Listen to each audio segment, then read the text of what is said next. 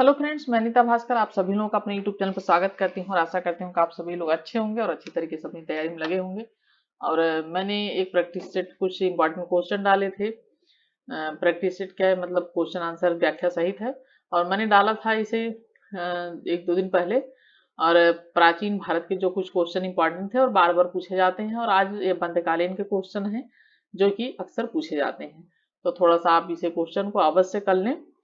और वीडियो पसंद आए तो लाइक शेयर कमेंट अवश्य करिए। जो जिन लोगों ने चैनल को सब्सक्राइब नहीं किया वो अवश्य कर लें, और जिन लोगों ने पहले की वीडियो नहीं देखी है वो मैं हिस्ट्री और सिविक्स दोनों की वीडियो डाल रखी हूँ, लेक्चर वीडियो भी, क्वेश्चन आंसर भी जरूर देख लें प्लेलिस्ट में जाके। ठीक है, अब एग्जाम आपका करीब आ गया है तो इसलिए थोड़ा सा रिवीजन के लिए बहुत आवश्यक है ये सब चीजें।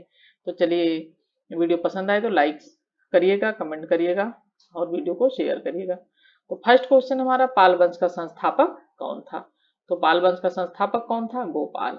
ठीक है, पाल वंश की स्थापना बंगाल में राजनीतिक क्रांति के कारण गोपाल ने 750 से 770 स्थानीय व्यक्ति के द्वारा की गई थी। उसने बौद्ध धर्म को आश्रय प्रदान किया। ठीक है, दो तीन चीजें इंपॉर्टेंट है, किसने की थी? बौद्ध धर्म को आश्रय प्रदान किया, ये इंपॉर्टेंट है। गोपाल ने ओदंतपुरी विश्वविद्यालय की स्थापना की थी। किस विद्यालय की स्थापना की थी? ओदंतपुरी विश्वविद्यालय की स्थापना की थी। पाल वंश की राजधानी मुंगेर थी, ये इंपॉर्टेंट है। और गौड़ी रीति नामक साहित्यिक विधा का विकास पाल शासकों के शासन में हुआ। ठीक है, तो ये सब इंपॉर्टेंट जो व्याख्या है उसे आप जरूर रिवाइज कर लें। गीत गोविंद के रचयिता कौन थे? गीत गोविंद के रचयिता जयदेव थे, जानते ही होंगे आप। संस्कृत भाषा के महाकवि जयदेव बंगाल के शासक लक्ष्मण सेन किसके शासन काल में रहते थे? दरबारी कवि थे किसके? लक्ष्मण सेन के। ठीक है, 1178 से 1205 इन्होंने राधा कृष्ण के प्रणय पर आधारित गीत गोविंद की रचना की थी।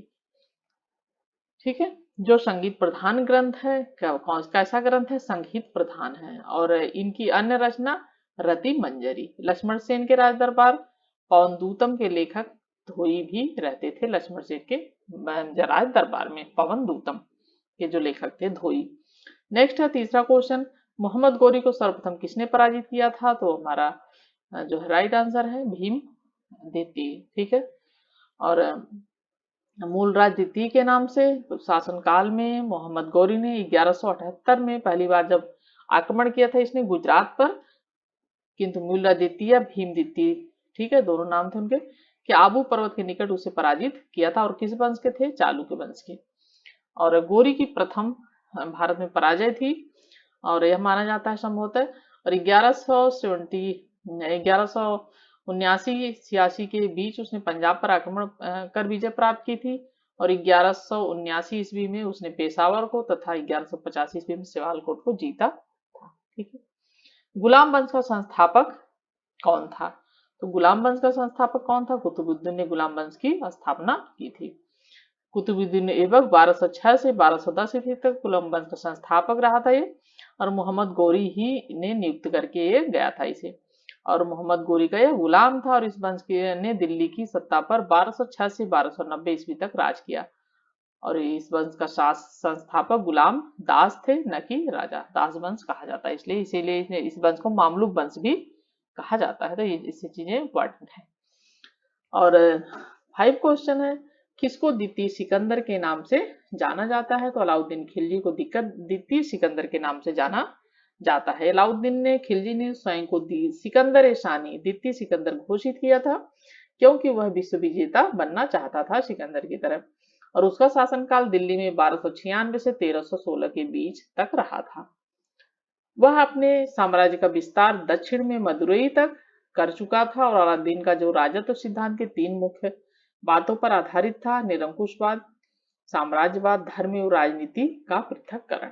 ठीक है, नेक्स्ट है 6 क्वेश्चन, मोहम्मद बिन तुगलक की निम्न योजनाओं को उनके काल क्रमानुसार व्यवस्थित कीजिए। तो इसमें राइट आंसर हो जाएगा सी, द्वापर में वृद्धि 1335, फिर है राजधानी परिवर्तन 1326, फिर सांकेतिक मुद्रा प्रचलन 1329, फिर खुरासान अभियान 1330। तो इस तरीके से राइट आंसर हो जाएगा जो है सी।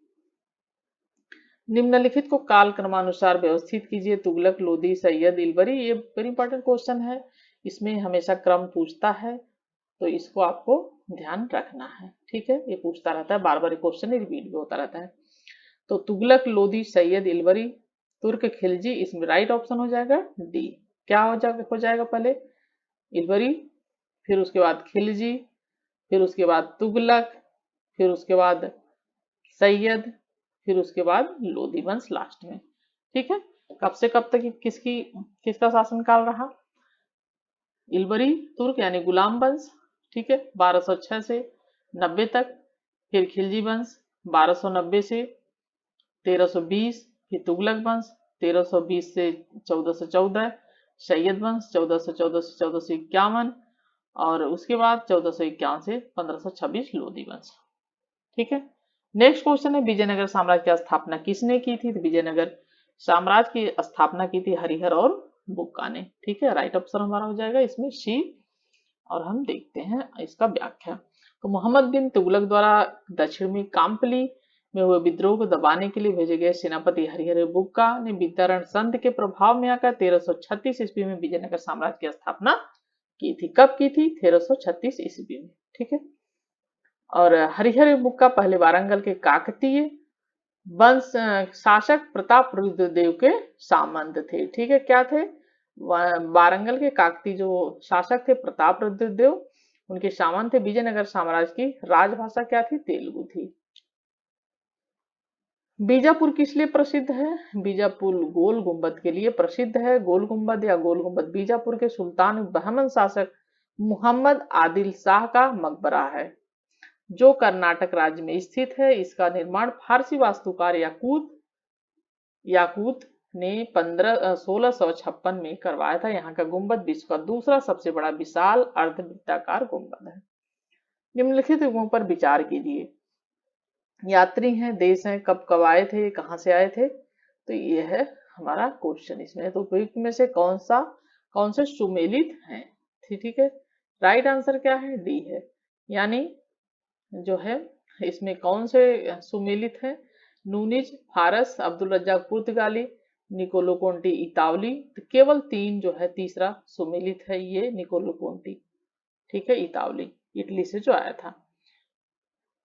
16वीं शताब्दी में पुर्तगाल लेखक नूनिज ने विजयनगर की यात्रा की थी। कहाँ की यात्रा की थी नूनिज ने? विजयनगर की यात्रा की थी। अब कहाँ का था? पुर्तगाली था। ठीक है, नूनिज कहाँ का था? पुर्तगाली था। फारसी यात्री अब्दुल रज्जाक कहाँ का था? फारस का था, फारसी था, और देवरा द्वितीय के शासनकाल में आया था। ये आपको बहुत इंपॉर्टेंट है, ये चीज आपको ध्यान रखनी है। और जिसने विजयनगर की यात्रा की थी, अब्दुल रज्जाक ने भी की थी। ये फारसी यात्री था, देवरा द्वितीय के शासनकाल में की थी। और पुर्तगाली जो लेखक नूनिज था उसने विजयनगर की यात्रा की थी, और इसने भी मतलब विजयनगर की थी।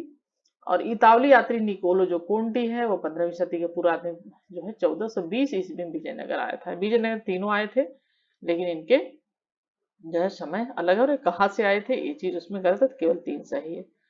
ठीक है, नेक्स्ट है हुमायूं के संदर्भ में निम्नलिखित कथनों पर विचार कीजिए। 1530 में आगरा की गद्दी पर बैठा पूर्वी भारत का प्रवेश द्वार कहे जाने चुनाव पर घेरा डालते समय उसका सामना शेर खां से हुआ।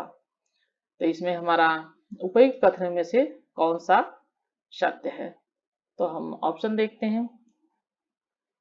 हमारा ये राइट ऑप्शन है सी। ठीक है, बाबर की मृत्यु 1930 में, यानी दोनों ही कथन सही है। उसमें आगरा हुमायूं की गद्दी पर बैठा, उसमें 23 वर्ष का था, और दौरान नामक अफगान सेना को परास्त करते हुमायूं चुनाव का घेरा डाला। ठीक है, नेक्स्ट है आईने अकबरी। ठीक है, आईने अकबरी पुस्तक का लेखक कौन है? तो अबुल फजल है आईने अकबरी पुस्तक का लेखक। तो अकबर के दरबारी इतिहासकार अबुल फजल ने अकबर की प्रेरणा से अकबरनामा ग्रंथ की रचना की, और यह ग्रंथ 3 खंडों में विभक्त। आईने अकबरी इसी का एक खंड है। ठीक है, अबुल फजल ने अकबरनामा और आईने अकबरी जो है की रचना की थी। 2 अस्पा एवं सिंह अस्पा प्रथा किसने प्रारंभ की थी?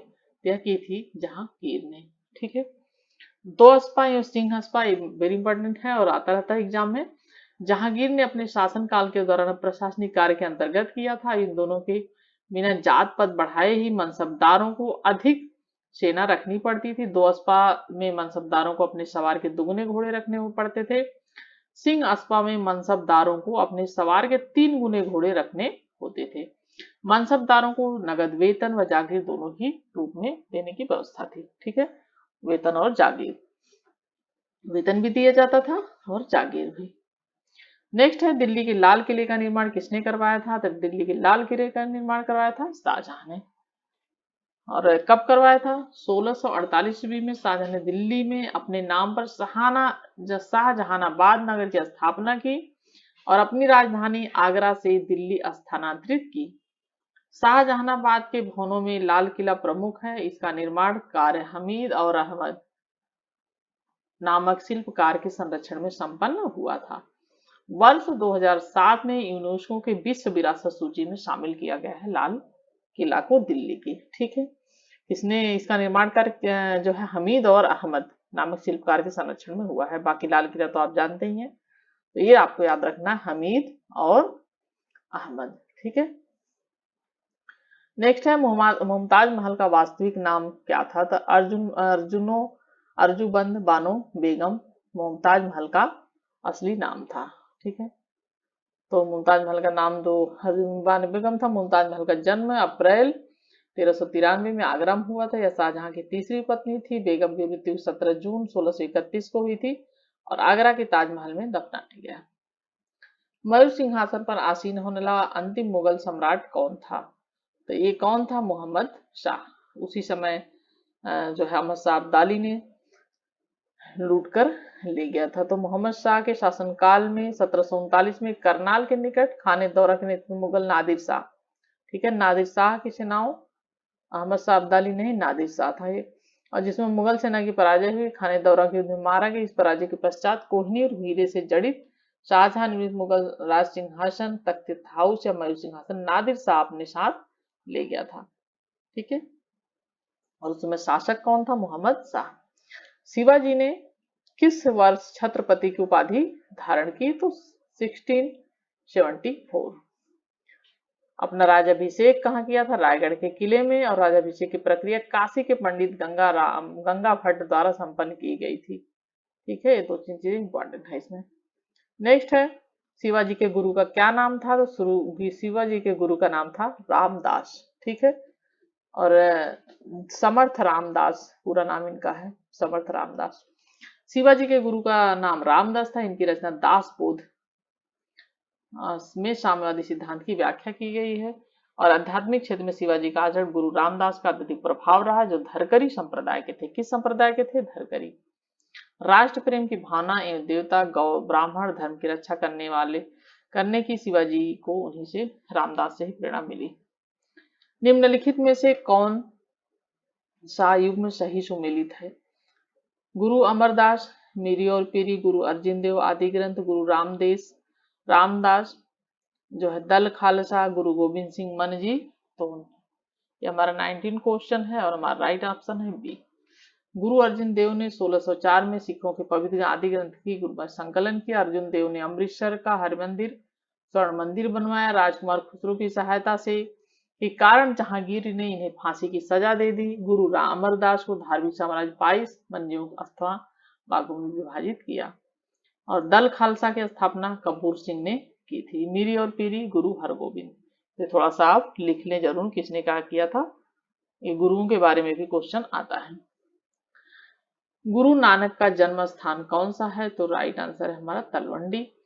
सिख धर्म के संस्थापक थे। 1469 इनका 69 में जन्म हुआ था और 1539 में मृत्यु। ये प्रथम गुरु थे ये, और बाबर एवं हुमायूं के समकालीन थे। ठीक है, इनका जन्म 1469 ईस्वी में रावी नदी के तट पर तलवंडी पाकिस्तान नामक गांव में कार्तिक पूर्णिमा को खत्री कुल के परिवार में हुआ था। ठीक है, आगे चलकर गुरु नानक जो है तलवंडी का नाम ननकाना पड़ गया था। अकाल तख्त किसके द्वारा बनवाया गया था? गुरु हरगोविंद द्वारा बनवाया गया था अकाल तख्त। ठीक है, 5 तख्तों में सबसे पहला तख्त है ये। सिखों के छठे गुरु थे हरगोविंद गोविंद सिंह, और न्याय संबंधी सांसारिक विषयों पर विचार करने के लिए स्थापित किया गया था। और तख्त पर बैठने वाले जत्थेदारों को सिखों का सर्वोच्च प्रवक्ता माना जाता है। गुरु गोविंद ने सच्चे पातशाह की उपाधि धारण की थी। ठीक है, ये क्वेश्चन एक बार आया हुआ था, याद नहीं आ रहा है कि नेट में आया था कि किस में आया था, लेकिन आया था सच्चे पातशाह की उपाधि किसने धारण की थी। और नेक्स्ट क्वेश्चन हमारा 22, रामायण का फारसी में अनुवाद किसने किया था? ठीक है, तो अब्दुल कादिर बदायूनी ने रामायण का अनुवाद किया था। अकबर के कहने पर बदायूं ने रामायण का फारसी में अनुवाद किया था। इस कार्य को पूरा करने में उसे 4 वर्षों का समय लगा था। 1574 में अकबर ने इन्हें अपने दरबार में इस्लाम धर्म के अधिकारी और सलाहकार के रूप में नियुक्त किया था। ठीक है, तो हमारे 22 क्वेश्चन थे इसमें, और आशा करती हूँ कि क्वेश्चन अच्छे लगे होंगे। Thank you friends, thank you for watching video.